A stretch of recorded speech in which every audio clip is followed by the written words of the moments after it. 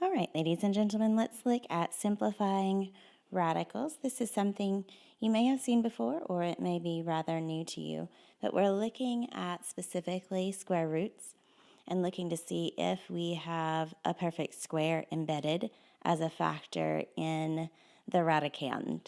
The number inside your square root is called the radicand. And so that's the specific number we're going to focus on today. Let's start with the square root of 20. What you want to do is to think of factors of 20, but really focus on finding a perfect square. So we know 20 is the same as 4 times 5, and 4 is a perfect square. So you can break that apart as square root of 4 times the square root of 5, and we know the square root of 4 is 2, because 2 times 2 makes 4. So 2 square root of 5 would be the simplified radical form for the square root of 20. Square root of 128.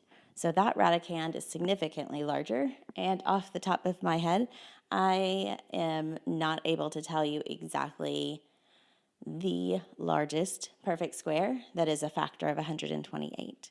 So that takes us back to our 6th grade days where we look at prime factorizations. Maybe you made prime factor trees so that you could list all of the possible prime factors of a number. I actually am accustomed to doing that in a little bit more of an organized manner, of course. And so I do upside down division. It just gives me a nice list. I don't have to save enough space for anything, but I look at my 128, and I know it's an even number, so the smallest prime factor that it has is 2. So 128 divided by 2 would be 64. And again, I look at 64, and it's even, so I know I can divide by 2, which would be 32. And I keep working with 2's until I don't have an even number any longer. And then I look at 3 and 4. Well, if I've used 2's, I've used my 4, but you get the idea. So 16 divided by 2 is 8. 8 divided by 2 is 4. 4 divided by 2 is 2. And 2 divided by 2 is 1. When you get to 1, you know you're done. You have listed all of the prime factors for that number. Now, sometimes you will hear this called the cake method. And so it's like birthday cake. This is the candle. When you get to 1, you know you're done, and that 1 is your candle. We are looking at a square root, which means our index on our root is 2. So we're hunting for 2 of a kind. And we actually have 3 groups of 2 of a kind. So that means that I would have 128. If we wanted to look at it the way we did last time, it'd be 4 times 4 times 4 times 2. So I would have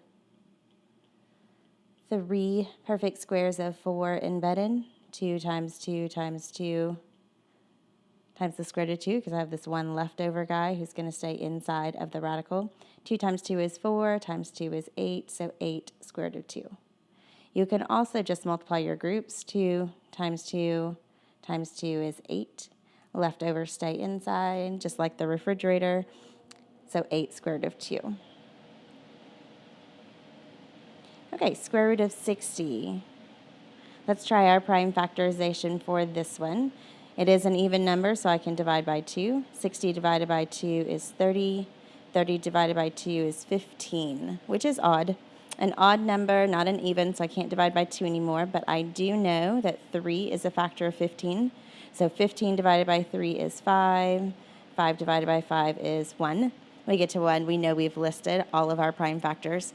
And look how they're nice and organized, because I started from the smallest and then just worked my way up. So again, it's a square root, so I'm looking for groups of 2 of a kind, and I have 1 of them. So I now know that the square root of 60 is 4 times 15. Maybe I didn't know that before, but after doing my prime factors, I can see that. The square root of 4 times the square root of 15. Square root of 4 is 2, so 2 square root of 15. Again, you can take your groups outside, your leftovers stay inside, and you have more than 1, you do multiply them just like you do your groups on the outside. Okay, last one, square root of negative 18. And so this one already looks different because of the negative, but we have learned by definition that the square root of negative 1 is I.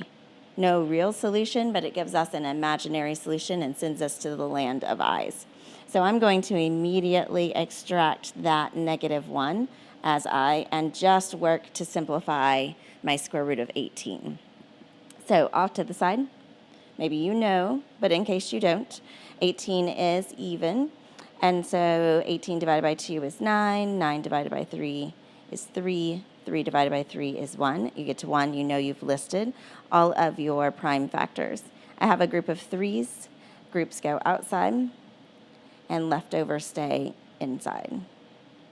Because maybe you recognized from the beginning 18 was the square root of 9 times 2, and the square root of 9 is 3.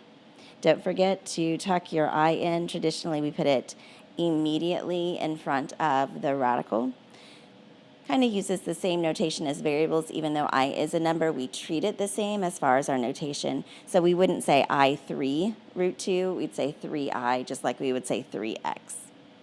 So 3I square root of 2 is our simplified radical form for the square root of negative 18.